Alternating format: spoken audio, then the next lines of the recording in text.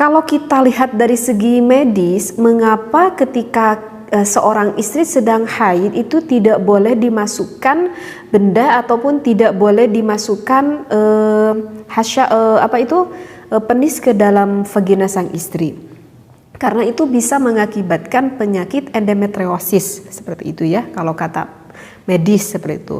Karena ketika darah seorang perempuan itu keluar, kalau medis itu mengatakan sih selaput lendir yang ada di dalam rahim kita itu jika tidak dikeluarkan maka itu bisa menimbulkan penyakit gitu ya. Oleh karena itu secara normalnya wanita sebulan sekali mengeluarkan darah haid yang mengeluarkan selaput lendir yang justru bisa jika tertimbun di dalam rahim itu bisa menimbulkan bahaya atau menimbulkan penyakit.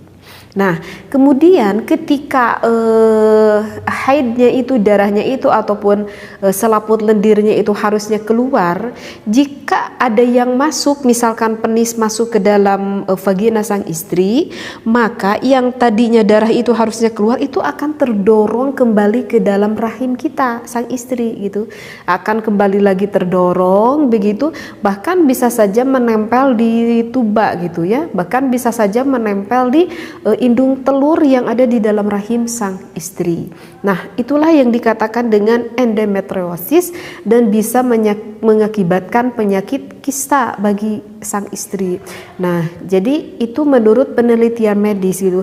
Maka kalau kita tafakuri, ya pantaslah Allah mengharamkan seorang suami berhubungan intim gitu ya dengan sang istri begitu.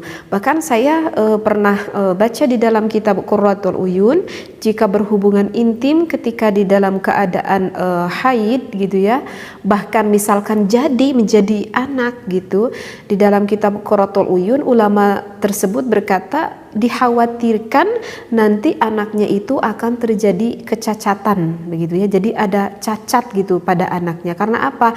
Karena air mani suami yang menjadi kita itu, yang menjadi anak itu tertempeli oleh darah ataupun oleh selaput lendir tersebut, seperti itu.